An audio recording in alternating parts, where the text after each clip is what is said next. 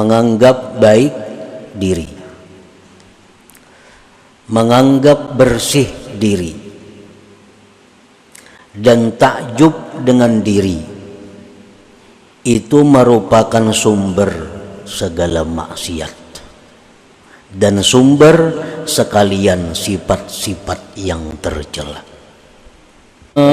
وإني لويا نور الحي لا وإني الله وانظر إلي لا وإني لويا نور الحي لا وإني الله بسم الله الرحمن الرحيم الحمد لله الذي قال ونفس وما سواها فألهمها فجورها وتقواها قد أفلح من زكاها وقد خاب من دساها أشهد أن لا إله إلا الله وحده لا شريك له شهادة من عرف معناها وأشهد أن سيدنا محمدا عبده ورسوله خير الخليقة وأتقاها اللهم صل وسلم على سيدنا محمد أفضل البرية وأسناها وعلى آله وصحبه وذريته وأتباعه خير الأمة وأزكاها أما بعد. Yang kita hormati dan kita cintai para habaib dan para alim ulama, para muhibbin hadirin hadirat rahimakumullah. Alhamdulillah, puji syukur kita haturkan kehadirat Allah yang mana dengan taufik dan hidayah serta inayah dan anugerah lain yang diberikan kepada kita sehingga kita malam ini dapat berkumpul bersama-sama di majelis yang penuh berkah dan rahmah ini. Salawat dan salam kita haturkan kepada junjungan kita Nabi besar Muhammad sallallahu alaihi wasallam dan kepada seluruh keluarga, para sahabat, zuriat dan pengikut beliau. Para muhibbin rahimakumullah, al-hikmatul khamisatu wathalathun min al-hikamil ataiyah. Qala al-imam Ahmad ibnu Athaillah Sakandari rahimahullah wa nafa'ana bi ulumi. Hikmah yang ke-35 dari al-hikamil ataiyah. Berkata Imam Ahmad bin Athaillah As-Sakandari rahimahullah, aslu kulli ma'siyatin wa ghaflatin wa syahwatin ar-ridha 'anil nafsi wa aslu kulli ta'atin wa yaqzatin wa iffatin adamur ridha minka anha wala an tashhaba jahilan la yarda an nafsihi khairun laka min an tashhaba aliman yarda an nafsihi fa ayyu ilmin li alimin yarda an nafsihi wa ayyu jahlin li jahilin la yarda an nafsihi, yang artinya bermula asal sumber tiap-tiap maksiat, kelalaian dan keinginan-keinginan jahat, sumbernya adalah ridha daripada diri, senang daripada diri. Dan bermula asal sumber tiap-tiap taat dan bangun, jaga serta iffah, ketiadaan ridha engkau daripada diri. Dan sungguh bahwa kamu berteman orang yang jahil, yang tidak ridha daripada dirinya, lebih baik bagi engkau daripada berteman orang yang alim, yang ridha daripada dirinya. Maka apa jua ilmu bagi orang alim itu yang dia ridha daripada dirinya, dan apa juga kejahilan bagi orang yang jahil yang dia tidak ridha daripada dirinya. Nah, itulah hikmah yang ke-35 dari Al-Hikam Al-Ata'iyah ini.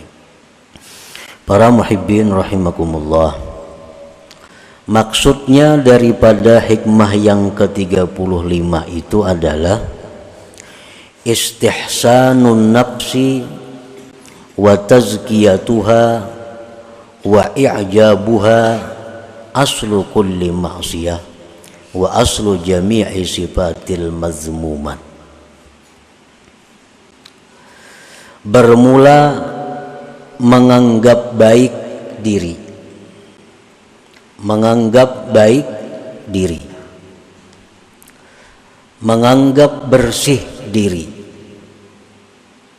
dan takjub dengan diri, itu merupakan sumber segala maksiat dan sumber sekalian sifat-sifat yang tercela.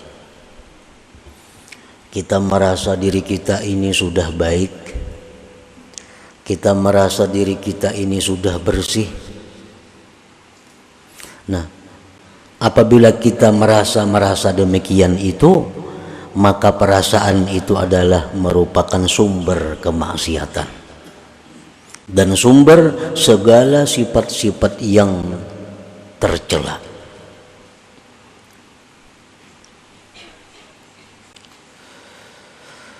Pamanistahsanaha wa zakkaha wa a'jabaha istaulat alaihi al-ghaflah wa man istaulat alaihi al-ghaflah ghalabathu syahwah wa man ghalabat alaihi syahwah waqa'a fil ma'asi.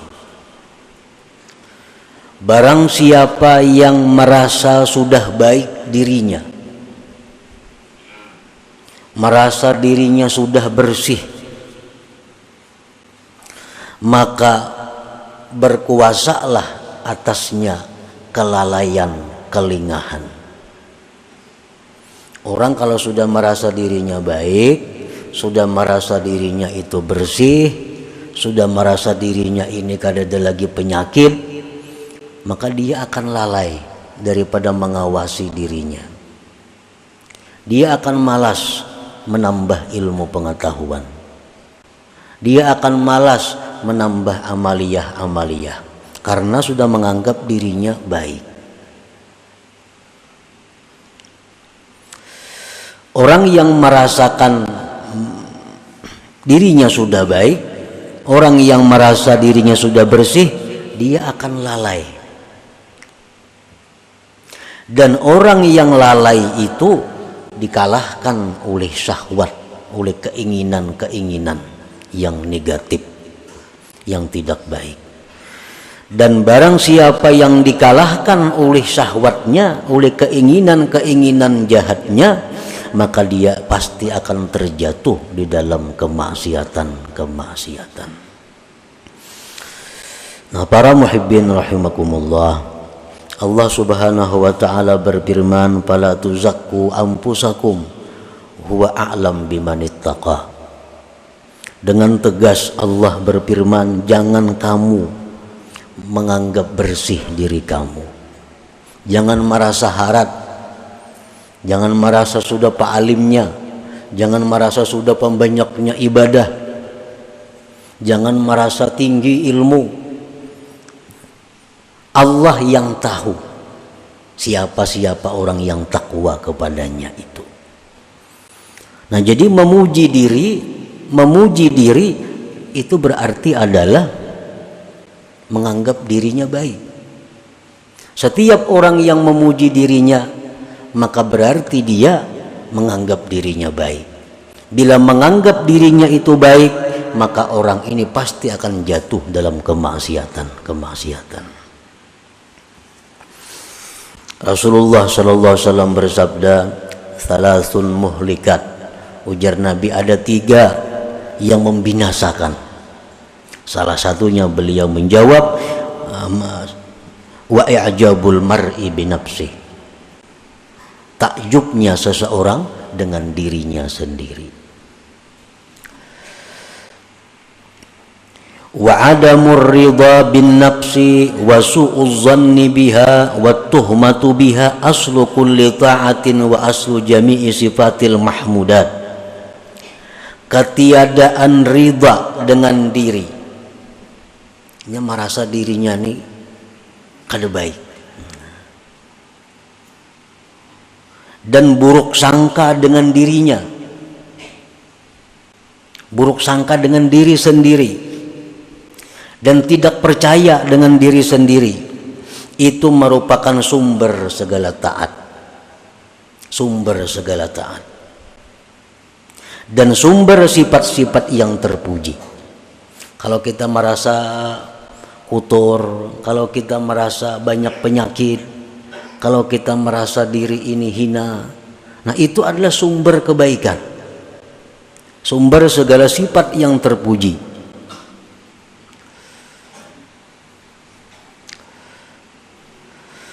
Faman istaqbahaha wa asa'a dhanna biha wattahama biha intabaha wa tayaqqaza wa tatabba'a uyubaha wa raqabaha.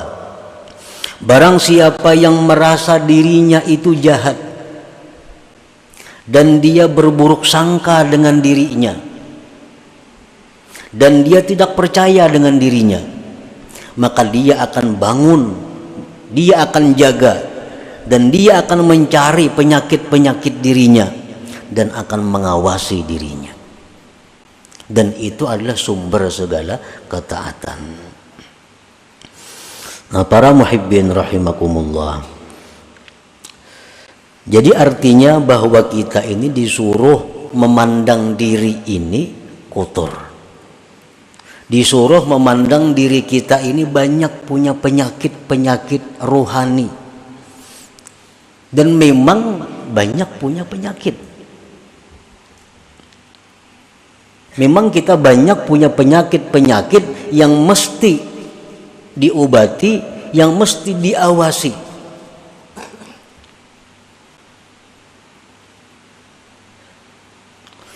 Imam Ghazali rahimahullah berkata, "Idza aradallahu bi'abdin khairan bassarahu bi'uyubi nafsihi." Apabila Allah menghendaki seorang hamba itu menjadi seseorang yang baik, Allah perlihatkan penyakit-penyakit dirinya.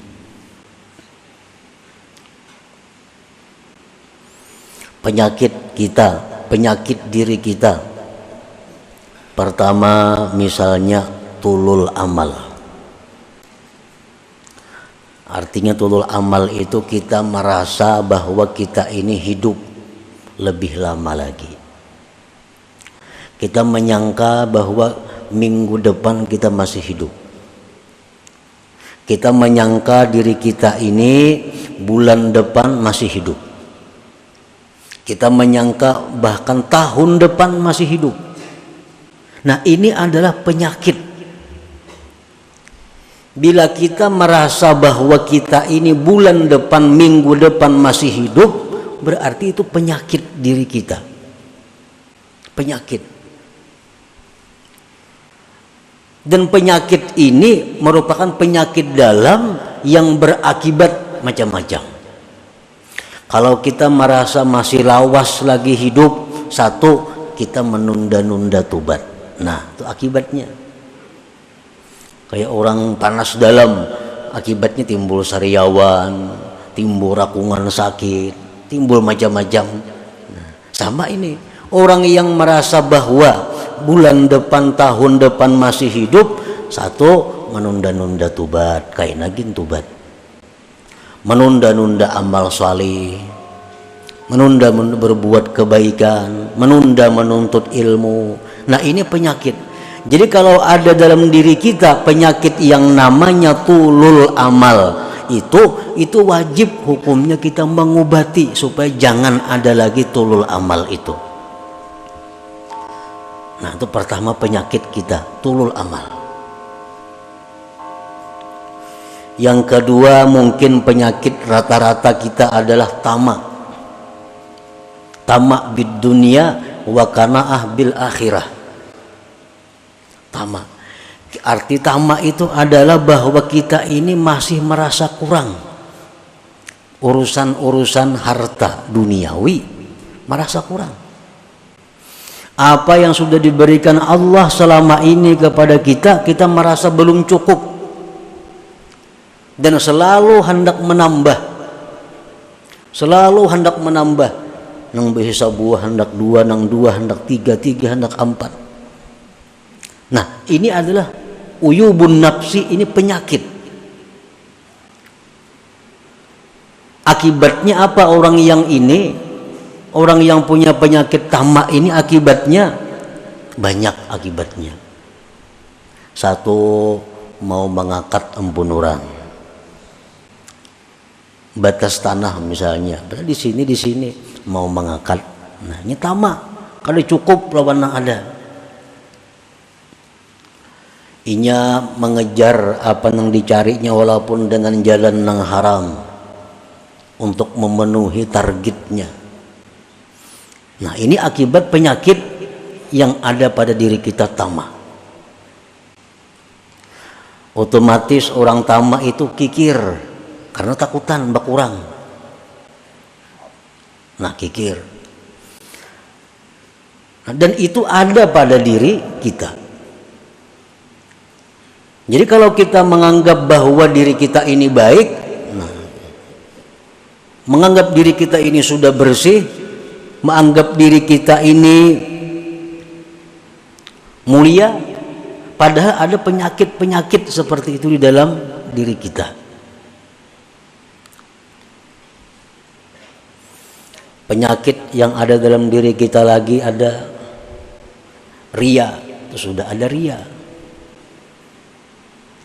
Beramal, beribadah itu bukan karena Allah. Ada juga orang beramal, beribadah itu karena Allah, tapi minta dibalas di dunia. Riya juga. Orang baca surah Waqiah mudahan dapat rezeki berlimpah ruah. Orang membaca amalan ini supaya jadi orang dimuliakan oleh manusia. Orang baca amalan wirid ini supaya dihormati oleh manusia. Walaupun dia itu karena Allah, tapi tujuannya manfaat amalan itu dalam dunia. Nah, ini pun kalau ada dalam diri kita penyakit. Nah, apabila Allah Subhanahu wa taala menghendaki kita ini menjadi orang yang baik, Allah memperlihatkan kepada kita penyakit-penyakit diri kita. Pemarah. Pemarah itu penyakit. Sedikit sarik. Kalau marahnya itu marah fillah, itu disuruh. Arti marah fillah itu marah di jalan Allah. Nah, ada orang yang melanggar hukum Allah, dia marah. Melanggar hukum Allah. Ada pemarah ini kada. Kalau ada sesuatu yang kada cucuk lawan inya, marah. Nah, itu pemarah ngarannya. Dan pemarah ini penyakit, bisa berakibat dendam, bisa berakibat berniat buruk kepada orang lain. Nah, bermula dari pemarah. Orang yang merasa dirinya pemarah itu wajib hukumnya fardu ain menghilangkan penyakit pemarah itu. Sebab dengan adanya marah itu kita dipermainkan syaitan. Seperti bola, ditendangnya ke sana, tendangnya ke sini. Dan orang yang sudah pemarah itu berkata-kata yang tidak terukur lagi. Kada tahu orang tua, kada tahu kuitan, kada tahu siapa. Bila sudah marah itu macam-macam. Allah Subhanahu wa taala memuji di dalam Al-Qur'an, wal kazimin al ghaiza, orang-orang yang mampu menahan marahnya.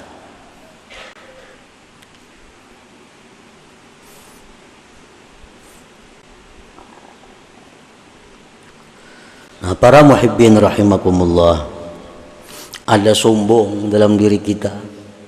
Nah, semua itu penyakit, tetapi penyakit ini selama kita masih hidup, nah, belum kelihatan, belum terasa. Begitu kita mati, maka penyakit-penyakit ini akan menjadi serigala, menjadi kala, menjadi ular yang menggigit kita. Nah, penyakit-penyakit itu.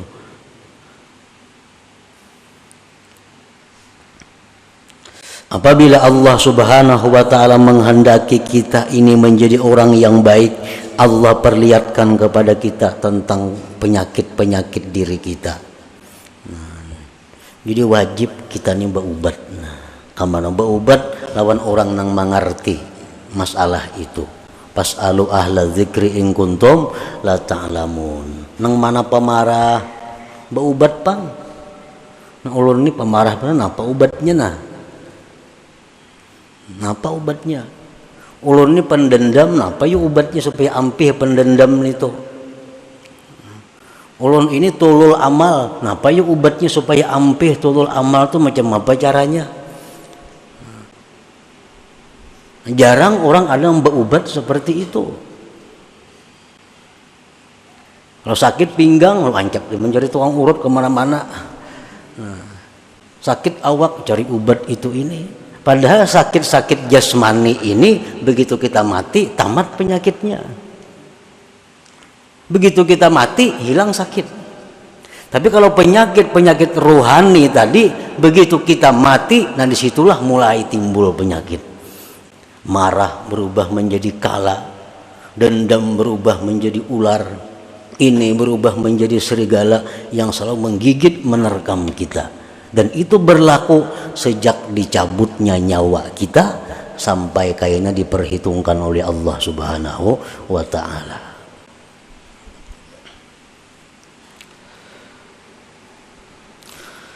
Para muhibbin rahimakumullah.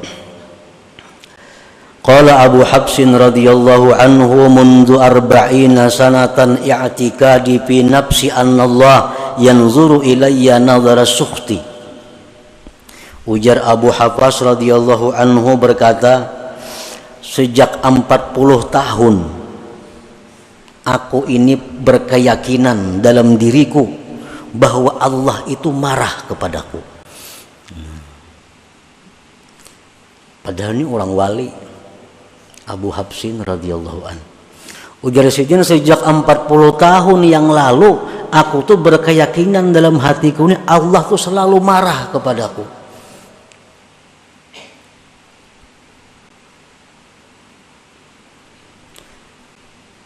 Nah, jadi artinya apa? Bahwa beliau ini memandang bahwa diri Sidin itu kotor, diri Sidin itu penuh dengan penyakit-penyakit sehingga Allah marah. Qala Junaid al-Baghdadi radhiyallahu anhu, la taskun ila nafsik wa indamat ta'atu halaka fi ta'ati rabbik. Ujar Imam Junaid al-Baghdadi, kamu jangan merasa tentram dengan diri engkau sekalipun selamanya diri engkau itu taat bagi engkau untuk taat kepada Allah. Padahal diri kita ini selama ini hakun tarus taat kepada Allah, hakun tarus nuntut ilmu, diri kita hakun tarus beramal, diri kita ini hakun tarus berbuat baik. Walaupun demikian jangan kamu merasa tentram dengan diri itu, karena satu saat diri ini bisa berubah menjadi yang jahat. Berkata lagi sebagian ulama, wa man nadhara ilaiha bistihsani syai'in minha faqad ahlakaha. Barang siapa yang memandang kepada dirinya dengan menganggap baik sesuatu daripada dirinya, maka itu mencelakakannya. Nah, para muhibbin rahimakumullah. Jadi kita menuntut ilmu, kita membaca ilmu, mendengar ilmu, itu merupakan tanda dari sekian banyak tanda yang menunjukkan bahwa kita ini adalah orang yang tidak baik. Kita orang yang tidak baik. Jakanya kita merasa diri kita baik, kita kan udah menuntut ilmu lagi. Nah, kita menuntut ilmu ini tandanya bahwa Allah masih menghendaki kita ini orang baik. Kita menuntut ilmu itu adalah tanda bahwa Allah menghendaki kita menjadi orang yang baik. Nah, bila kita sudah malas menuntut ilmu, kita malas sudah mencari kesalahan diri, nah ini alamat bahwa Allah sudah meninggalkan kita. Allah sudah berpaling daripada kita, dan itu tanda kebinasaan kita. Nah, para muhibbin rahimakumullah, fasuhbatu man lam yarda bi nafsihi walau kana jahila khairun laka wa anfa min suhbati man yarda bi nafsihi walau kana alima. Bersahabat bakawan lawan orang nang menganggap dirinya hina. Kita bersahabat lawan orang nang menganggap dirinya banyak penyakit. Kita bersahabat lawan orang nang merasa dirinya kotor. Walaupun dia jahil orangnya, lebih baik bersahabat dengan itu daripada kita bersahabat orang yang merasa dirinya selamat, merasa dirinya baik, merasa dirinya terpuji, walaupun dia adalah orang yang alim. Ini ada orang kada alim, tapi ini merasa dirinya tuh kotor, merasa dirinya itu kada baik, merasa diri itu jauh daripada rahmat Tuhan. Padahal orangnya kada berilmu kada. Nah, baik itu kita kawani, kita temani daripada orang yang merasa dirinya ini bersih, yang memuji-muji dirinya, berkisah keistimewaan dirinya, walaupun dia aliman, walaupun dia alim. Nah, itu maksudnya tadi, an tashaba jahilan la yarda an nafsi khairun laka min an tashaba aliman yarda an nafsi. Nah, para muhibbin rahimakumullah, jadi kesimpulan yang ada di dalam hikmah ke-35 ini, hendaknya kita adalah mencari penyakit-penyakit rohani kita. Nah, kita cari diri kita ini apa kelemahannya. Mungkin ada tama, ada sombongnya, ada riyaknya, ada bakhilnya, ada dendamnya, ada. Nah, kita cari kesalahan diri kita. Nah, imbah itu hanya kita berusaha mengobatinya. Takunakan. Nah, ulun ini adakah ini penyakit? Nah, apa yang bagus amalannya supaya penyakit itu hilang? Pemantang-pemantangnya apa? Karena setiap obat itu pasti 3 hal. Pertama ilmu, yang kedua keadaan, yang ketiga amal. Itu obat setiap penyakit. Ilmu, yang kedua keadaan, yang ketiga adalah amaliyah. Nah, jadi kalau kita selalu ria, apa ilmunya supaya jangan ria? Kayak apa keadaannya supaya jangan ria? Apa amalannya supaya jangan ria? Nah, setiap penyakit pasti diobati dengan 3 perkara itu. Nah, para muhibbin rahimakumullah, selanjutnya hikmah yang ke-36. Ila hadratin Nabi sallallahu alaihi wasallam, al-Fatihah. A'udzubillahi minasyaitonir rajim. Bismillahirrahmanirrahim. Iyyaka na'budu wa iyyaka nasta'in. Ihdinas siratal mustaqim. Siratal ladzina an'amta 'alaihim ghairil maghdubi 'alaihim waladdallin. Ya Allah biha, ya Allah biha, ya Allah bihusnil khatimah. Ya Allah biha, ya Allah biha, ya Allah bihusnil khatimah. Ya Allah biha, ya Allah biha, ya Allah bihusnil khatimah.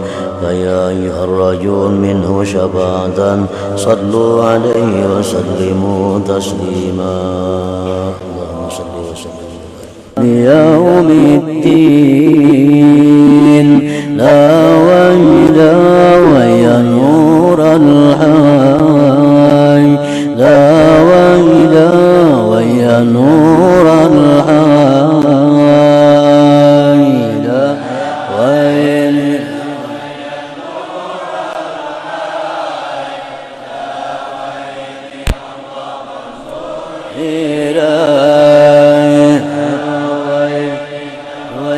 نور الحي ويني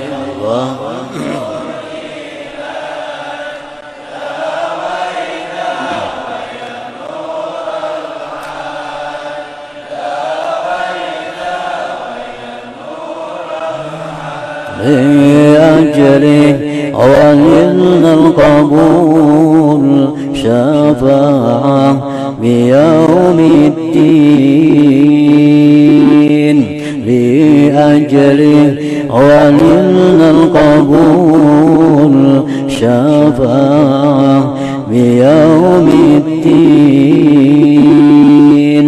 داوي داوي يا نور الحي داوي داوي يا نور الحي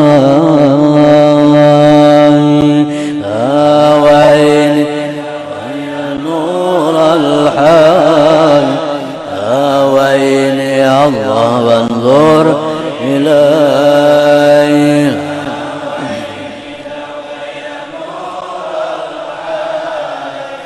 داويني يا الله انظر إلي